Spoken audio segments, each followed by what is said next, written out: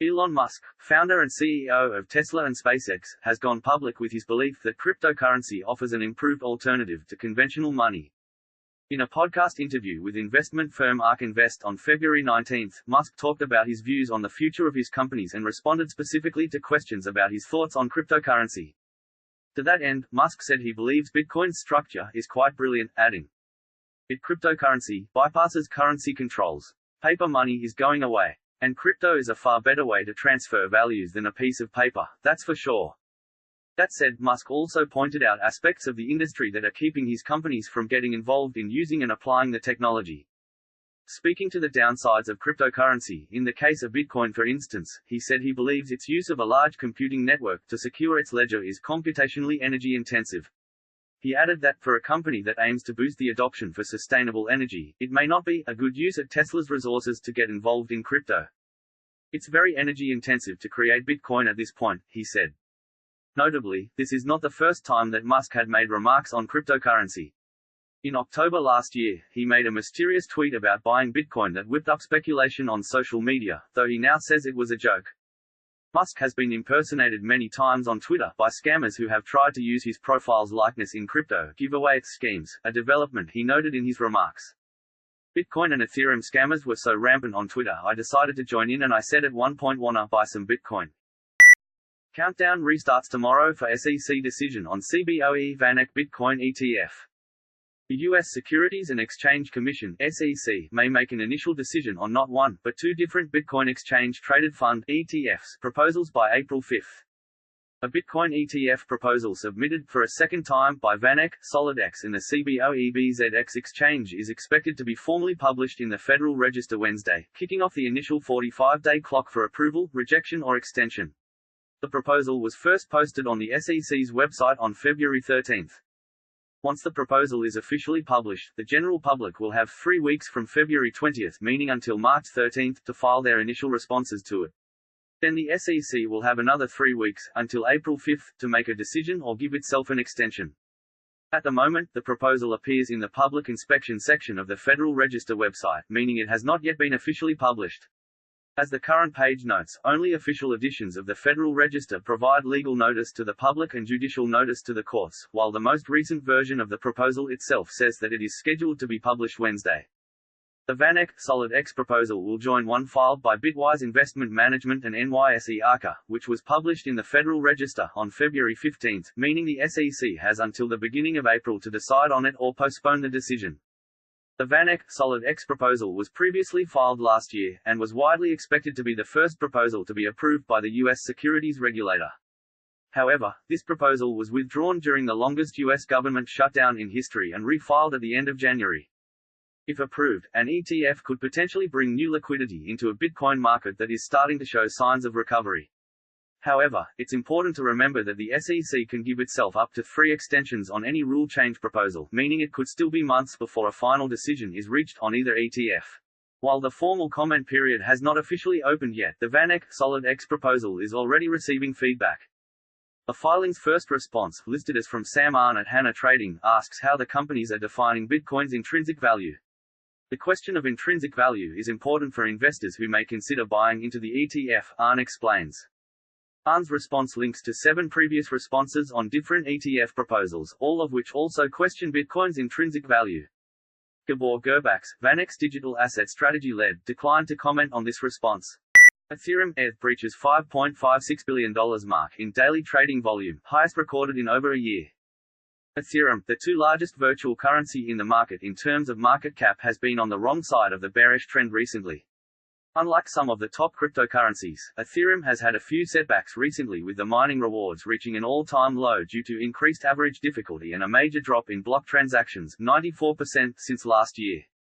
However, according to recent reports by CoinMarketCap, Ethereum has now witnessed the highest day volume in over a year. According to the data, the amount of Ether tokens that was traded over the last 24 hours has eclipsed the level that was reached last year in February. The trading volume heights of last February hadn't been met since, until today. CoinMarketCap put Ethereum's daily trading volume at a yearly high of $5.4 billion. At press time, the value of 1 Ether was placed at $148.81, whereas just a month back, the virtual currency was valued at around $122 and the trading volume was in the range of $2.3 billion. Ethereum also accounted for about 15% of the total market's value over the past day. This suggests a high progressive rate of trading volume going forward for Ethereum, as their price valuation has significantly increased since the beginning of 2019. The Ethereum network also has their highly anticipated and much delayed Constantinople hard fork around the corner. The block that was initially put forward for the hard fork was number 7,080,000, but that was shut down on the eve of the scheduled day. NEO establishes U.S. foothold in Seattle, mission to become number 1 blockchain by 2020.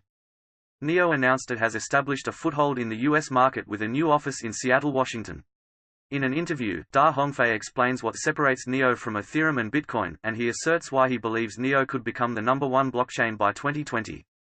Da Hongfei, the founder of NEO, announced at NEO DevCon on February 16 that NEO Global Development had established a base of operations in Seattle, Washington, with immediate plans to begin recruiting. The new offices will give NEO a significant foothold in the U.S. market, said Hongfei. The reasoning behind the move: Seattle's robust software development scene. As the birthplace of companies such as Microsoft, Amazon, and Expedia, and home to large engineering offices from Facebook, Google, and Twitter, the city is an ideal place to recruit software talent. To gain greater insight into NEO's motives for the strategic move, CryptoSlate interviewed founder Da Hongfei on February 17 at DevCon. To understand the gravity of NEO's new U.S. offices, it's important to clarify how NEO is structured. According to Da Hongfei, there are 2 subsidiary companies under NEO Foundation, NEO Global Development (NGD) and NEO Global Capital (NGC). NGD is responsible for executing the strategies established by the NEO Foundation and for building out NEO's software. Meanwhile, NGC is the project's investment arm responsible for fostering the enterprises around NEO, with Hongfei going as far as to claim that NGC is performing better than 95% of crypto funds all over the world. We are now in Seattle, the hometown of one of the biggest software companies in the world, Microsoft, Hongfei proclaimed to a crowd of 200 at DevCon. He went on to make an analogy between NEO and the software juggernaut. Nobody knows how to win a platform competition better than Microsoft, especially for computer language frameworks and platforms. And, by extension, it seems that Hongfei wants to emulate Microsoft's success and win the blockchain platform competition. For further insight into the reasons behind the move, during the interview with CryptoSlate he elaborates on why the organization chose Seattle over many other high-tech American cities. We tried to compare different locations in the US and Seattle seemed to be the best choice. New York is more for the financial sector. San Francisco or Silicon Valley is good for startups if you want to do fundraising, or for more consumer-side internet companies. But, if you want to do serious software development, I think Seattle is a better choice. He goes on to talk about NGD's expansion plans for Seattle. For context, there are roughly 45 people working at the NGD offices in Shanghai.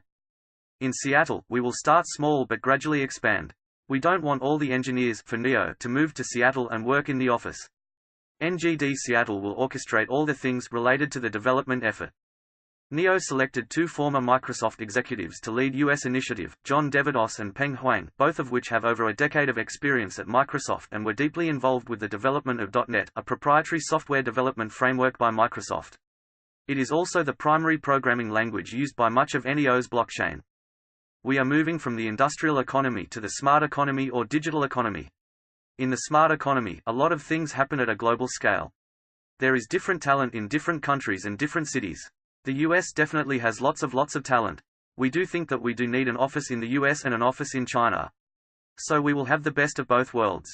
Executives behind the NGD Seattle, John Devados and Peng Huang, are both co-founders of messaging app Text11, a machine learning startup that they claim to have successfully exited. Devados is a 15-year Microsoft veteran and software engineer. During his time at the company, Devados was responsible for leading .NET in Microsoft's competition with Java. Devados also was one of the executives responsible for building Microsoft Digital, the segment of Microsoft responsible for tech advisory and consulting. He took the business from $0 to $500 million in revenue. Devados was appointed as the president for NGD North America and as head of software development for the entire organization. Meanwhile, Huang is an 11-year Microsoft executive and former strategy and marketing lead for .NET patterns and practices. Huang is now tasked with leading platform strategy for NEO. What differentiates NEO from other blockchains? During his State of NEO address at DevCon, Hongfei asked the audience, Why is NEO different than other blockchains? What's the difference between NEO and Ethereum? To find the answer, Hongfei talks about what makes a blockchain successful. One of the best indicators, he claims, is a community's sense of shared mission. If a team or community has a very unified and shared values, a shared vision and mission, then it will likely lead to the success of the community and that blockchain. I think Bitcoin has a very clear vision. Ethereum has a very clear vision, so does NEO. Allegedly, it's not the different governance model or consensus mechanism that separates NEO from Bitcoin and Ethereum. Instead, Hongfei claims that major difference is design philosophy. The shared value of the communities in NEO is pragmatic idealism. Pure pragmatism can't imagine a bold future and pure idealism can't get anything done. It's the delicate blend of both that drives innovation for NEO. During the interview, he elaborates what constitutes pragmatic idealism. We are not trying to go directly at the goal. We will see what are the obstacles. Some of the obstacles we will overcome, some of them we will work around. So we are more pragmatic than other blockchains. We will find the balance and sweet point between efficiency and decentralization, between current success and future success. Ultimately, Hongfei's talk about design philosophy ties into NEO's larger mission, to become the number one blockchain, and not by brand recognition or coin market cap. According to Hongfei, the number one blockchain is the platform with the best performance, a diversified ecosystem, and compliant solutions. We set our mission to make NEO the number one blockchain by 2020. We only have a year, or 2 years, depending on how you define 2020. Bitcoin news: everyone is hyped for Samsung Galaxy S10's new crypto wallet that will support Bitcoin (BTC) and Ethereum (ETH). There is a lot of excitement in the air since Samsung Galaxy S10's native crypto wallet will be a boon for cryptocurrency adoption. Contents: 1. The least secretive release. 2. Crypto hype isn't fizzling out. February 20th is the day when the world is finally going to witness Samsung's new flagship smartphone, the Galaxy S10. As revealed earlier, the much-anticipated smartphone will reportedly feature an inbuilt cryptocurrency wallet for major coins.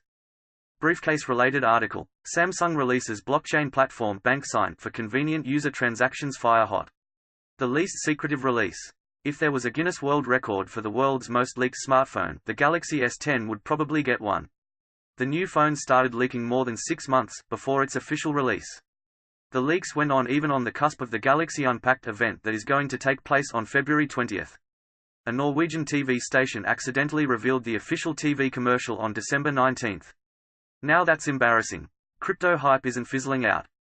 Today reminds its readers that the photos of Blockchain Keystore, the Galaxy S10's native crypto wallet, leaked on January 27. The wallet will support such major currencies such as Bitcoin (BTC) and Ethereum (ETH). Prior to that, HTC, another smartphone giant, rolled out the first blockchain smartphone, called Exodus.